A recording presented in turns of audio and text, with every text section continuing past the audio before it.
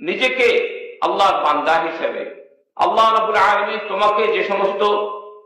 গুণাবলী দিয়েছেন, তোমার মধ্যে যে সমস্ত মানবীয় সম্ভাবনাকে সুপ্ত রেখেছেন, সেগুলোকে পূর্ণ বিকশিত করে ইনসানে কামেল হয়ে পরস্পরকে ভালোবেসে পরস্পরকে তাআওয়ানু আলাল বিররি ওয়াত তাকওয়ার মাধ্যমে প্রত্যেককে সাহায্য করে ন্যায়ের পথে, সত্যের পথে, বৃদ্ধির পথে, মুক্তির পথে, সফলতার পথে চলো সকলে মিলে আমরা এগিয়ে যাই। আমরা হিংসাকে পরিত্যাগ করি, আমরা সন্ত্রাসকে পরিত্যাগ করি, আমরা বিদ্বেষকে পরিত্যাগ করি, আমরা কুৎসা রটনাকে পরিত্যাগ করি, আমরা আমাদের মুরব্বীদেরকে সম্মান করতে শিখি, আমরা আমাদের ছোটদেরকে ভালোবাসতে শিখি, আমরা লোকের দিকে আমার সম্প্রীতি এবং ভ্রাতৃত্বের হাত বাড়িয়ে দিই, আমরা পরস্পরকে আলিঙ্গন করে আমরা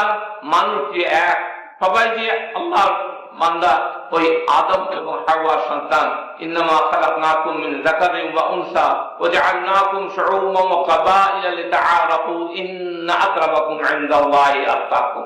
ওই আমার ব্যাংক ব্যালেন্স দিয়ে, আমার চেহারা দিয়ে, আমার কাপড় চোপড় দিয়ে, আমার ওই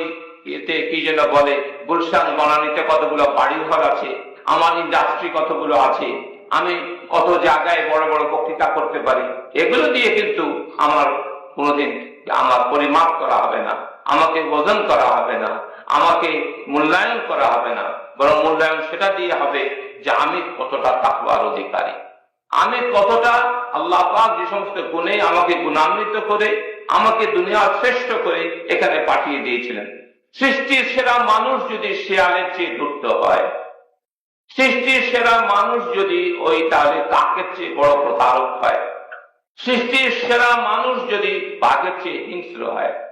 সৃষ্টির সেরা মানুষ যদি আমরা দেখি যে তারা পরস্পর কাতর হয়, একজন কিছু পেলে আর একজন যেন একেবারে হিংসায় একদম বেকারার হয়ে পড়ে। কেন?